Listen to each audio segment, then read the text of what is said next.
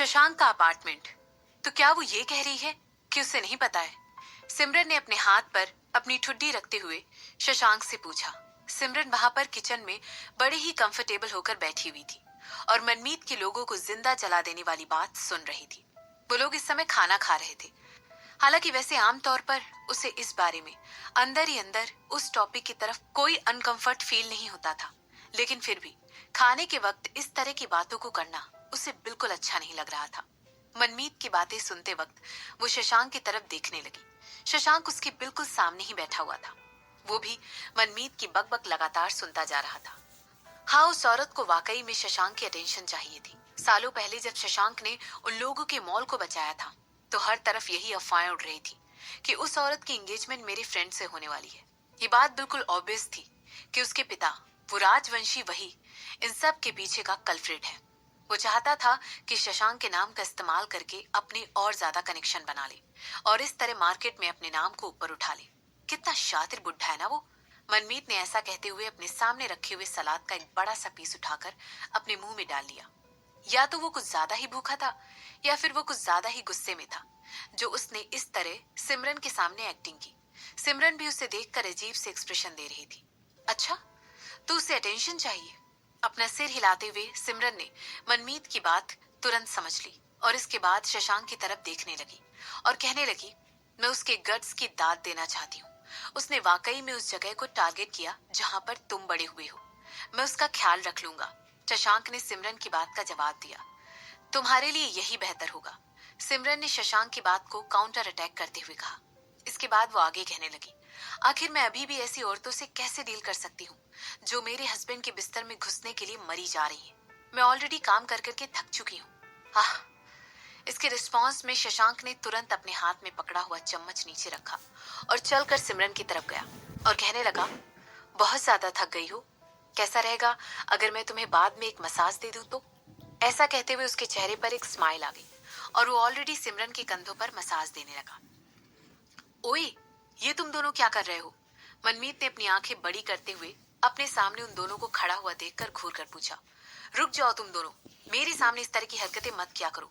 तुम दोनों को क्या लगता है तुम इस तरह देखकर मैं जलन से भर जाऊंगा? मैंने ऑलरेडी खुद से ये वादा किया है कि मैं कभी भी शादी नहीं करूंगा और तुम्हारी इस तरीके की हरकत मेरा माइंड नहीं बदल सकती है। जब मनमीत ने सिमरन और शशांक को एक दूसरे की तरफ देखते हुए देखा और उसने ये देखा कि वो दोनों उसे इग्नोर कर रहे हैं, उसने सोचा कि यहाँ से निकल जाना ही ठीक रहेगा। इसके बाद वो उन दोनों को बीच में ही रोकते हुए कहने लगा, हम लोगों को एक प्लान चाहिए। मुझे ऑलरेडी पता है कि मैं ये बात कह चुका हूँ कि मुझे उस औरत को किसी भी तरीके से मारना है, लेकिन मैं अपनी अच्छी रेपुटेशन सिमरन के सामने खराब नहीं करना चाहता हूँ। तो अगर मैंने उस औरत को इस समय मारा तो सिमरन यही सोचेगी कि मैं एक साइकोपैथ हूँ जो कि एक फरिश्ता बनने की कोशिश कर रहा हूँ। मुझे कभी भी अपने नेफ्यू से खेलने का मौका नहीं मिलेगा। ऐसा कहते हुए मनमीत शशांक को समझाने लगा और उसकी तरफ सीरियस लुक देते हुए देखने लगा। मुझे लगा हम लोगों के पास ऑलरेडी एक प्लान है। ऐसा कहते हुए सिमरन शशांक से अपनी गर्दन के पीछे वाले हिस्से पर पॉइंट करके कहने लगी, इधर जरा और जोर से प्लीज। कौन सा प्लान? मनमीत ने पूछा। उन लोगों ने किसी तरह की कोई भी प्लान के बारे में बात ही नहीं की थी। क्या उससे कुछ मिस हो गया था? शशांक ऑलरेडी ये बात कह चुका है कि वो उसके साथ डील कर लेगा और अगर सच कहा जाए तो मेरे पास ऐसी औरतों के पीछे घूमने का टाइम नहीं है जो मेरे हस्बैंड को पसंद करती है। मैं कहाँ कहाँ उनके पीछे भागती फिरूंगी। मैं अपना टाइम वेस्ट करके उन औरतों को ज्यादा मसाला नहीं देना चाहती हूँ जो मेरे हस्बैंड को मुझसे छीन कर अपने पास ले जाना चाहती है। सिमरन ने कहा। वैसे भी जिन इश्यूज से वो इन दिनों गुजर रही थी, किसी तरह की मिसगाइड करने वाली औरत के लिए बहुत ज्यादा कंसर्न नहीं थी। अगर सच कहा जाए तो सिमरन बहुत ही पजेसिव और जलन से भरी हुई औरत थी। रियलाइज हो गई थी कि जलन से भरने की टेंडेंसी और फिर से अकेली हो जाने का डर भी शशांक को दूसरी औरत के पास जाने से रोक नहीं सकता था। और अगर वो सिमरन को छोड़ने का मन बना भी लेता है तो फिर सिमरन कुछ भी कर ले, वो उससे रोक नहीं सकती थी। वो दोनों ही बिजनेस वर्ल्ड में पावरफुल इंडिविजुअल्स थे और अपनी जगह बहुत ज्यादा पावर होल्ड करते थे। अगर शशांक ने सिमरन से चीटिंग करने की ठान ली थी तब भी सिमरन उसे रोकने के लिए कुछ नहीं कर सकती थी। हालांकि उसे अंदर ही अंदर ये बात भी पता थी कि ये एक ऐसी चीज है जो शशांक अपनी जिंदगी में कभी नहीं करेगा। ऑफ कोर्स इसका मतलब ये भी नहीं था कि सिमरन ऐसी औरतों को थप्पड़ मारने से कतराएगी, मगर इस बार वो खुद अपने हाथ इन सब में डालकर गंदे नहीं करना चाहती थी। अपने दिमाग में ये सारी बातें सोचते हुए उसने तुरंत शशांक की तरफ देखा और अपनी पतली उंगलियों से उसकी तरफ पॉइंट करते हुए ऐसे दिखाने लगी जैसे उसके अंदर गुस्सा उबल रहा है, और कहने लगी, ये सब तुम्हारी वजह से है। मैंने तुमसे पहले ही कहा था कि तुम्हें घर पर रहना चाहिए और औरतों के सामने जाने से बचना चाहिए। मैंने तुमसे ये भी कहा था कि तुम अपना हैंडसम चेहरा औरतों से छुपा कर रखो, और फिर भी तुमने जिद की कि तुम्हें और काम करना है, मेरे लिए और पैसा कमाना है। सिमरन की ये बातें सुनकर एक बार फिर से मनमीत की आंखें बड़ी बड़ी हो गई। रुक जाओ तुम लोग, प्लान क्या है? तुम ऐसे ही नहीं कह सकती हो कि शशांक उस औरत के साथ डील कर लेगा। वो उसे मारेगा कैसे? क्या वो उसे गुस्से भरी नजरों से मारेगा, उसे टॉर्चर करेगा? मैं जानना चाहता हूँ वो ये सब कैसे करेगा। आखिर ये दोनों कर क्या रहे हैं? मेरे काम करने का तरीका ये नहीं है। मनमीत उन दोनों की तरफ देखते हुए सोचने लगा। सिमरन भी मनमीत की तरफ देखकर आंखें झपकाने लगी। इसके बाद वो उसे देखकर लगातार अपनी आई ब्लिंक करती रही। क्या ये आदमी वाकई में सीरियस था? जैसे ही सिमरन को एक बात रियलाइज हुई, वो तुरंत अपना सर हिलाने लगी। तो मनमीत शशांक का राइट हैंड एक वजह से था। सिमरन उसकी तरफ देखकर यही सोच रही थी। हो सकता है वही वो आदमी था जो शशांक की पीठ पीछे उसके सारे गंदे कामों को अंजाम देता था, जबकि शशांक सब लोगों के सामने अच्छा बनकर सारे प्लान बनाता था। सिमरन को इस समय मनमीत को देखकर तरस आ रहा था और उसे देखते हुए वो आगे कहने लगी, ठीक है, अब क्योंकि मुझे तुम पर इतनी दया आ रही है, मैं तुम्हारी मदद करूंगी। रुक्मणी राजवंशी को शशांक का अटेंशन चाहिए, जो कि वो उसे देने वाला नहीं है, और इस केस में हम लोग उसका इस्तेमाल करके जानकी के खिलाफ जाएंगे। पहले हम लोग उसके साथ मिलने की किसी तरह की कोशिश नहीं करेंगे, और अगर वो हमसे मिलने के लिए हमारे पास आती है तो हम उसकी मीटिंग के लिए किसी भी रिक्वेस्ट को एंटरटेन नहीं करेंगे। इस अपॉर्चुनिटी का इस्तेमाल करते हुए अपनी प्रॉपर्टी और रेपुटेशन बढ़ाएंगे और उस अनाथ आश्रम को दूसरी लोकेशन पर शिफ्ट करवा देंगे। मेरे पास कपूर फैमिली का दिया हुआ एक बहुत बड़ा जमीन का टुकड़ा ऐसे ही पड़ा हुआ है। मुझे लगता है इस प्लान में वो हमारी काफी काम आएगा। इसके बाद हम मीडिया में अफरा तफरी मचा देंगे। हम उसकी रेपुटेशन को पूरी तरह बर्बाद कर देंगे और ऐसी इविल औरत की तरह दिखाएंगे और उसे ऐसी इविल औरत की तरह दिखाएंगे कि जो कि गरीब बच्चों को अनाथ आश्रम से निकाल कर उस जमीन पर कब्जा करना चाहती है, जबकि हम लोग बच्चों को एक बहुत अच्छी लोकेशन पर भेजना चाहते हैं। ऐसा कहते हुए सिमरन मनमीत की तरफ देखकर मुस्कुराने लगी और आगे कहने लगी, तो क्या अब तुम्हें मेरी बात समझ में आई मिस्टर मनमीत? एक मिनट, तुम्हें कैसे पता कि वो हम लोगों को कॉल करेगी? ये भी तो हो सकता है कि वो हमारे कॉल का वेट कर रही हो सकता है वो वेट कर रही हो कि रूपाली उससे कॉल करेगी और उसके साथ एक मीटिंग स्केड्यूल करेगी। मनमीत ने पूछा। अगर सच कहा जाए तो मनमीत दिमाग के डिपार्टमेंट में थोड़ा सा स्लो था, मगर वो आर्ट के मामले में बहुत ही अच्छा था और मारने के मामले में तो एक्सीलेंट था। फिर भी उसे इस समय अंडर एस्टिमेट करना कोई अच्छी बात नहीं थी, ना ही ये कोई समझदारी वाली बात थी। शशांक ये सब कुछ बिना उससे मिले भी सॉल्व कर सकता है, और वो औरत इतनी चालाक है कि वो उसे समझ भी जाएगी, सिमरन ने एक्सप्लेन करते हुए कहा। इसके बाद वो आगे कहने लगी, पता है वो आगे क्या करेगी? वो इसे एक एक्सक्यूज की तरह इस्तेमाल करते हुए शशांक से मिलने की कोशिश करेगी और ऐसे जताएगी जैसे उसे इस बात के लिए बहुत बुरा लग रहा है। वो शशांक से मीटिंग करने के लिए पूछेगी या उसे कॉफी पर ले जाने के लिए पूछेगी, और फिर वो कहेगी कि उसे अनाथ आश्रम के बारे में बात करनी है। इसके बाद वो शशांक को बहुत ही कम दाम में वो अनाथ आश्रम बेचने की कोशिश करेगी। जैसे जैसे सिमरन बोलती जा रही थी, मनमीत उसकी बातें सुनकर सर हिलाता जा रहा था। ऐसा लग रहा था मनमीत को सिमरन की कही हुई हर बात समझ आ रही थी। अच्छा, तो ऐसा होगा? मनमीत ने ऐसा कहते हुए शशांक की तरफ देखा। वो अभी भी सिमरन के पीछे खड़े होकर उसके कंधे दबा रहा था। इसके बाद उसने सिमरन की तरफ देखते हुए पूछा, और तुम्हें इन सब के बारे में कैसे पता है? क्या तुमने उसके ऑफिस में अपना कोई जासूस लगा रखा है?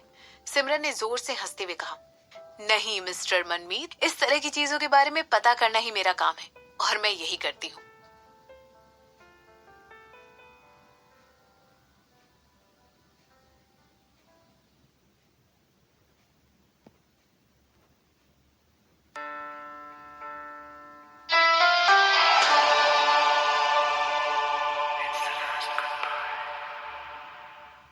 सत्रह अगस्त वेंसडे। रुक्मणी राजवंशी को वो प्रॉपर्टी खरीदे हुए बहुत दिन गुजर गए थे, तो उसकी सेक्रेटरी ने अभी भी मीटिंग फिक्स करने से मना कर दिया। रुक्मणी ने अपनी एक आईब्रो उठाते हुए अपनी सेक्रेटरी की तरफ देखते हुए पूछा। जैसे ही उसने देखा कि उसके सवाल पर उसकी सेक्रेटरी ने हाँ में सिर हिलाया है, रुक्मणी के माथे पर बल पड़ने लगे। शशांक तो उस अनाथ आश्रम की बहुत अदा परवाह करता था जहां पर वो पला बड़ा था। यहाँ तक कि उसने कई कंपनियों को और एजेंसी इसको सेटअप करके रखा हुआ था ताकि वहां पर रह रहे बच्चों की बड़ी हो जाने पर मदद हो सके। शशांक ने उन बच्चों के लिए सब कुछ पहले से ही अरेंज करके रखा हुआ था। अनाथ आश्रम छोड़कर जाने के बाद पहले के कुछ महीनों के लिए उनके लिए एकोमोडेशन अरेंज किया हुआ था और यहाँ तक कि उनके लिए जॉब भी अरेंज करके रखी हुई थी। उसने ऐसा सब इसलिए किया हुआ था ताकि उन बच्चों को कभी कोई परेशानी ना हो। कोई भी लॉजिकल इंसान इस समय रुक्मणी से मिलने के लिए तुरंत तैयार हो जाता। तो फिर शशांक उसकी बात क्यों नहीं मान रहा था? क्या तुमने किसी से कहकर शशांक के ऊपर चेक करवाया है? हो सकता है हाल फिलहाल में शशांक की प्रॉपर्टी की डॉक्यूमेंट या ट्रांसफर डीड के चलते कोई पेपर का हाल फिलहाल में फाइल किए गए हों। क्या तुम्हें उसके ऐसे किसी भी प्लान के बारे में पता है जिसमें उसने ऑर्फनेज के रीलोकेट करने की बात की हो? रुक्मणी ने अपनी सेक्रेटरी से पूछा। ऑफ कोर्स मैडम रुक्मणी, मगर हमें इस बारे में कुछ भी पता नहीं चल पाया है। किसी भी तरह की कोई मूवमेंट नहीं, किसी तरह का कोई सर्वे या कोई नया कंस्ट्रक्शन भी नहीं। रुक्मणी की सेक्रेटरी ने उसकी बात का जवाब देते हुए उसके खूबसूरत चेहरे की तरफ देखा। पता नहीं किस वजह से इस समय रुक्मणी की आईब्रोज उठी हुई थी और उसके खूबसूरत चेहरे को और ज्यादा खूबसूरत बना रही थी। वो इस समय पहले से भी ज्यादा अट्रैक्टिव नजर आ रही थी। बड़ी अजीब बात है, रुक्मणी ने जोर से कहा। पहले तो वो एक शादीशुदा आदमी में इंटरेस्टेड नहीं थी। उसे लग रहा था कि उसे किसी ऐसे आदमी के पीछे भागकर अपना टाइम क्यों वेस्ट करना चाहिए जो कि ऑलरेडी किसी दूसरी औरत के प्यार में पड़ा हुआ है। उसकी प्राइड उसे ऐसा करने की इजाजत कभी नहीं देती। वो इतना नीचे कभी नहीं गिर सकती थी। हालांकि फिर भी अरुण की रिक्वेस्ट को कभी भी नहीं ठुकरा सकती थी। पहले तो उसने प्लान किया था कि वो शशांक को ऑक्यूपाइड रखेगी। वो ऐसा किसी भी तरह का ड्रामा क्रिएट करने का कोई प्लान नहीं कर रही थी और ना ही वो खुद को एक शादीशुदा आदमी के साथ किसी रिलेशनशिप में बांधना चाहती थी। उसने सोचा था कि वो ऑर्फनेज का इस्तेमाल करके उस आदमी को थोड़ा सा सर दर्द देगी और उसे अपने ट्रैक से डिस्ट्रैक्ट कर देगी। हो सकता है इस वजह से वो अपनी वाइफ पर भी कम ध्यान देता और इससे उसकी अटेंशन सिमरन पर से डाइवर्ट हो जाती और इस वजह से अरुण के पास अपॉर्चुनिटी आ जाती कि वो सिमरन की ओर ज्यादा करीब आ सके। हालांकि उसने ये बात कभी नहीं सोची थी कि शशांक खुद जानबूझकर उसे इग्नोर करेगा। ठीक है, फिर तो मुझे लगता है कि मेरे पास कोई चॉइस ही नहीं बची है। जाओ और जाकर वो न्यूज रिलीज कर दो जिसके बारे में मैंने तुम्हें बताया था। मैं चाहती हूँ कि हर बड़े अखबार के पहले पन्ने पर कल वो न्यूज बड़े शब्दों में दिखाई दे, रुक्मणी ने कहा। इसके बाद वो आगे कहने लगी। एक बिजनेसमैन है जो कि एक अनाथ आश्रम में पला बड़ा है। अनाथ आश्रम के लोग उसे कॉन्स्टेंटली सपोर्ट करते रहते हैं और दूसरी ऑर्गेनाइजेशन भी जो कि बच्चों के लिए काफी सुख सुविधाएं उपलब्ध कराती है उसे सपोर्ट करती है। वो भला इसे कैसे इग्नोर कर पाएगा? मैं समझ गई। रुक्मणी की सेक्रेटरी ने सिर हिलाते हुए धीरे से एग्जिट ले लिया। अपने पीछे रुक्मणी को वहीं अपने ख्यालों में खोया हुआ छोड़कर चली गई। जैसे ही रुक्मणी ने देखा कि उसकी सेक्रेटरी वहां से जा चुकी है, उसका चेहरा तुरंत एक चिढ़ने वाले एक्सप्रेशन में बदल गया। उसे ये बात तो समझ में आ रही थी कि शशांक उसे इग्नोर कर रहा था, लेकिन उसे ये बात समझ में नहीं आ रही थी कि वो अनाथ आश्रम की बात कैसे इग्नोर कर सकता था। अनाथ आश्रम जैसी जगह तो शशांक के दिल में बहुत इंपॉर्टेंट जगह होल्ड करके रखती है, तो फिर वो ऐसा कैसे कर सकता है? वहां रुक्मणी शशांक के बारे में सोच रही थी, जबकि इधर शशांक और सिमरन दोनों एक दूसरे के साथ अच्छा टाइम बिताते हुए लंच कर रहे थे। वो उदयपुर के एक 5 स्टार रेस्टोरेंट में लंच के लिए आए हुए थे। आज उन दोनों की ही ऑफिस में बहुत सारी मीटिंग थी, इसीलिए उन दोनों ने डिसाइड किया कि सारी मीटिंग खत्म करने के बाद वो दोपहर का खाना साथ में खाएंगे। इस समय वो दोनों एक वीआईपी रूम में एक बड़े से टेबल पर बैठे हुए हैं। उस टेबल पर आराम से 10 से ज्यादा लोग खाना खा सकते थे। मुझे उन छोटे छोटे वीआईपी रेस्टोरेंट से ज्यादा ये बड़ा सा वीआईपी रूम बेहद पसंद आता है, सिमरन ने शशांक से कहा। यहाँ पर उन दोनों की सेक्रेटरी भी और यहाँ तक कि दिलीप भी उन लोगों को फॉर अ चेंज ज्वाइन कर सकते थे, क्योंकि जब भी शशांक को सिमरन कहीं बाहर खाना खाने जाते तो रूपाली और शिफाली दोनों ही किसी दूसरे टेबल पर बैठा करती थी। शशांक ने ऐसा कहते हुए सिमरन की बात पर हाँ में सिर हिला दिया और इसके बाद सिमरन के सामने रखे बोल में कुछ सब्जियां ऐड कर दी। थोड़ा सा और खाओ, तुम्हें ज्यादा खाना खाना शुरू करना ही पड़ेगा और ना सिर्फ तुम्हारी बॉडी के लिए अच्छा है बल्कि तुम्हारी ब्रेन के लिए भी बहुत फायदेमंद है। ऐसा कहते हुए शशांक सिमरन की तरफ देखने लगा। सच कहा तुमने, थैंक यू। आजकल मुझे वैसे भी बहुत ज्यादा किलर हेडेक्स आते हैं। हो सकता है ये काम का ही स्ट्रेस है। साउथ अमेरिका वाले मिस रोशन के साथ मेरा जो कॉन्ट्रैक्ट था वो पूरा हो चुका है। मैंने उनसे ऑलरेडी टेक ओवर करने के लिए कह दिया है। मुझे लगता है इस वीकेंड मुझे थोड़ा सा फ्री टाइम मिल जाएगा जिसमें मैं रिलैक्स कर पाऊंगी। मिस्टर यूएनए बहुत ज्यादा चालाक आदमी है। मैं चाहता हूँ कि जब भी वो तुम्हारे आसपास रहें तो तुम थोड़ा ज्यादा केयरफुल रहो। वो बाहर से कमजोर और दयालु किस्म के अंकल दिखाई देते हैं, मगर असल में वो ऐसे बिल्कुल नहीं है। शशांक ने सिमरन को सतर्क करते हुए कहा। सिमरन ने हाँ में सिर हिलाते हुए कहा। इसके बाद वो आगे कहने लगी, उन्होंने मुझे अंडर एस्टिमेट कर लिया। वो बेचारा आदमी तो इस बात को रियलाइज कर ही नहीं पाया कि वो कितनी घातक मिस्टेक करने जा रहा है। तुम हमेशा की तरह स्मार्ट हो, शशांक ने मुस्कुराते हुए कहा।